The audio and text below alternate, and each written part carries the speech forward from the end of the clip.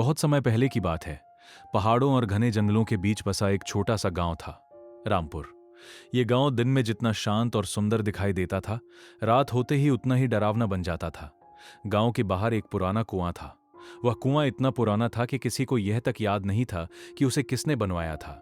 लोग कहते थे कि उस कुएं में पानी नहीं, बल्कि एक भयानक राज छिपा हुआ है। गांव के बुजुर्गों का कहना था कि रात के 12 बजे के बाद अगर कोई उस कुएं के पास जाता है तो उसे एक औरत की आवाज सुनाई देती है, और जो उस आवाज का जवाब दे देता था वह फिर कभी वापस नहीं आता था। एक रात गांव का लड़का मोहन अपने दोस्त रघु के साथ खेत से वापस लौट रहा था। अरे इतना डर क्यों रहा है? अभी तो सिर्फ 11:30 बजे हैं। तूने दादी की बात नहीं सुनी? उन्होंने कहा था कि आधी रात के बाद उस कुएं के पास मत जाना। दादी तो यह भी कहती हैं कि रात में पेड़ पर चुड़ैल बैठती है। लेकिन गांव के 3 लोग उस कुएं के पास से गायब हो चुके हैं। लोग गायब हुए हैं तो इसका मतलब ये नहीं कि कुएं में भूत है। दोनों धीरे धीरे आगे बढ़ने लगे। अचानक छन छन छन पायल की आवाज सुनाई दी। मोहन वहीं रुक गया। रघु, तूने सुना? क्या? पायल की आवाज। हवा से कोई चीज हिली होगी। फिर वही आवाज आई, छन छन छन। इस बार आवाज पुराने कुएं की तरफ से आ रही थी। रघु, चल यहां से। तू जा, मैं देख कर आता हूं। पागल हो गया है क्या? डरपोक कहीं का। रघु कुएं की तरफ बढ़ने लगा। तभी कुएं के अंदर से एक धीमी आवाज आई। रघु। रघु के कदम रुक गए। कौन? रघु। मोहन का चेहरा डर से सफेद पड़ गया। तूने अपना नाम सुना? हाँ, लेकिन शायद कोई मजाक कर रहा है। रघु, मेरे पास आओ। भाग रघु, अभी के अभी भाग। लेकिन रघु कुएं के पास पहुंच चुका था। जैसे ही उसने कुएं के अंदर झांका, उसे नीचे पानी में एक औरत का चेहरा दिखाई दिया। उसके लंबे बाल पानी में तैर रहे थे और उसकी आंखें पूरी तरह सफेद थीं। रघु पीछे गिर पड़ा।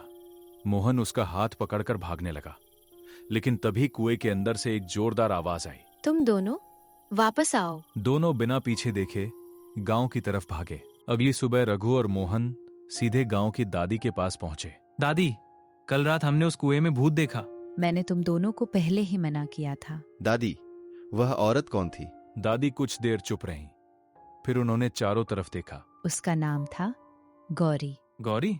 हाँ, करीब 30 साल पहले गौरी इसी गांव में रहती थी। फिर उसके साथ क्या हुआ? गौरी बहुत अमीर थी, लेकिन दिल की बहुत अच्छी थी। गांव में किसी को भी मदद की जरूरत होती तो वह सबसे पहले पहुंचती। लेकिन गांव में एक लालची आदमी था, भैरव। भैरव की नजर गौरी के घर और जमीन पर थी। एक रात भैरव ने गौरी को धोखे से उसी पुराने कुएं के पास बुलाया। उसने गौरी से जमीन के कागजों पर अंगूठा लगाने को कहा। गौरी ने मना कर दिया। गुस्से में भैरव ने उसे कुएं में धक्का दे दिया। तो गौरी की मौत हो गई? हाँ, लेकिन मरने से पहले गौरी ने चीख कर कहा था, जिसने मेरे साथ धोखा किया उसका सच एक दिन सबके सामने आएगा। फिर भैरव का क्या हुआ? अगली सुबह भैरव भी गायब हो गया। उसके बाद से हर कुछ साल में कोई न कोई उस कुएं के पास जाकर गायब हो जाता था। लेकिन वह हमें क्यों बुला रही थी? शायद इसलिए क्योंकि उसे किसी की मदद चाहिए। भूत को मदद चाहिए? हर आत्मा बुरी नहीं होती मोहन। उस रात रघु अपने घर में सो रहा था। अचानक उसे सपने में वही पुराना कुआं दिखाई दिया। कुआं धुएं से घिरा हुआ था और उसके सामने वही औरत खड़ी थी, गौरी की आत्मा। तुम कौन हो? मुझे न्याय चाहिए। मैं तुम्हारी मदद कैसे कर सकता हूँ? कुएं के नीचे सच छिपा है। कौन सा सच? जिसने मुझे मारा उसका राज आज भी जिंदा है। अगर तुमने मेरी मदद नहीं की तो अगली अमावस्या को तुम्हारी बारी होगी। वह रघु के बिल्कुल पास आ गई। रघु की आंख खुल गई। वह पसीने से पूरी तरह भीगा हुआ था। सुबह रघु ने मोहन और चंदा को सारी बात बताई। मैं उस कुएं के पास दोबारा नहीं जाने वाला। अगर हम नहीं गए तो? नहीं मोहन, अगर वह सच में मदद मांग रही है तो हमें उसकी मदद करनी चाहिए। तुम दोनों पागल हो गए हो।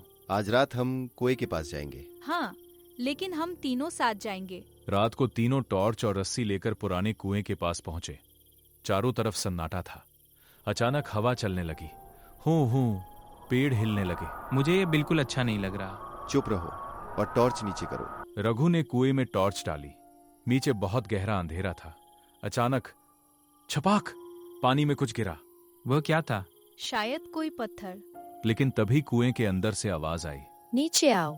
मैं नीचे जा रहा हूँ। रघु, तू सच में पागल है। रघु धीरे धीरे कुएं में उतरने लगा। नीचे पहुंचकर उसे एक छोटी सी पत्थर की दीवार दिखाई दी। दीवार के पीछे एक पुराना लकड़ी का संदूक पड़ा था। रघु ने संदूक खोला। अंदर कुछ पुराने कागज और एक चांदी की पायल थी। अचानक कुएं की दीवार पर लाल अक्षरों में कुछ दिखाई देने लगा। सच को गांव तक पहुंचाओ। रघु डर गया। तभी उसके पीछे किसी के चलने की आवाज आई। रघु धीरे धीरे पीछे मुड़ा। वहां कोई नहीं था। फिर उसके कान के पास आवाज आई। तुमने मुझे ढूंढ लिया। तुमने मुझे यहाँ क्यों बुलाया? क्योंकि सच अब भी कैद है। ये कागज किसके हैं? इन्हें गांव के सरपंच के पास ले जाओ। लेकिन इसमें क्या है? गौरी ने धीरे से कहा। भैरव अकेला नहीं था। रघु के चेहरे पर डर छा गया। रघु ऊपर आया और सबको कागज दिखाए। इन कागजों पर तो गौरी की जमीन का नाम लिखा है। लेकिन ये तो बहुत पुराने हैं। गौरी ने कहा कि भैरव अकेला नहीं था। तीनों सीधे सरपंच के घर पहुंचे। सरपंच जी, हमें ये कागज कुएं के नीचे मिले हैं। सरपंच ने कागज देखते ही अपना चेहरा बदल लिया। आप इन्हें पहचानते हैं? नहीं, झूठ मत बोलिए। सरपंच गुस्से में खड़ा हो गया। तुम मुझे झूठा कह रहे हो। तभी कमरे में तेज हवा चलने लगी। सरपंच डर गया। फिर दीवार पर एक परछाई दिखाई दी, एक औरत की परछाई। सच बोलो। सरपंच कांपने लगा। नहीं नहीं, झूठ मत बोलिए। आप जानते हैं गौरी के साथ क्या हुआ था? सरपंच की आंखों में आंसू आ गए। हाँ, तो इतने सालों तक चुप क्यों रहे? क्योंकि मैं भी उस रात वहां था। सब हैरान रह गए। क्या? भैरव ने गौरी को कुएं में धक्का दिया था। मैंने सब देखा था, लेकिन भैरव ने मुझे धमकी दी थी कि अगर मैंने किसी को बताया तो वो मेरे परिवार को मार देगा। कुछ दिनों बाद भैरव गायब हो गया, लेकिन गौरी की आत्मा शांत नहीं हुई, क्योंकि सच कभी सामने नहीं आया। तभी बाहर से किसी के चलने की आवाज आई। सभी चुप हो गए। ये आवाज किसकी है? तभी अपने आप दरवाजा धीरे धीरे खुला। बाहर कोई नहीं था, लेकिन जमीन पर गीले पैरों के निशान थे। वे निशान कुएं की तरफ जा रहे थे। यहाँ तो बारिश भी नहीं हुई। हमें कुएं के पास जाना होगा। तीनों और सरपंच कुएं की ओर चल पड़े। कुएं के पास पहुंचते ही धुंध फैलने लगी। उस धुंध में एक आदमी दिखाई दिया। उसका चेहरा सड़ा हुआ था। उसकी आंखें लाल थीं। यह कौन है? सरपंच पीछे हट गया। भैरव।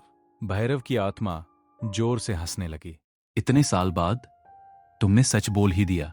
तुमने गौरी को क्यों मारा? भैरव ने गौरी की आत्मा की तरफ देखा, क्योंकि यह मुझे चैन से मरने भी नहीं देती। अचानक गौरी की आत्मा प्रकट हुई। उसके बाल हवा में उड़ रहे थे। तुमने मुझे धोखा दिया।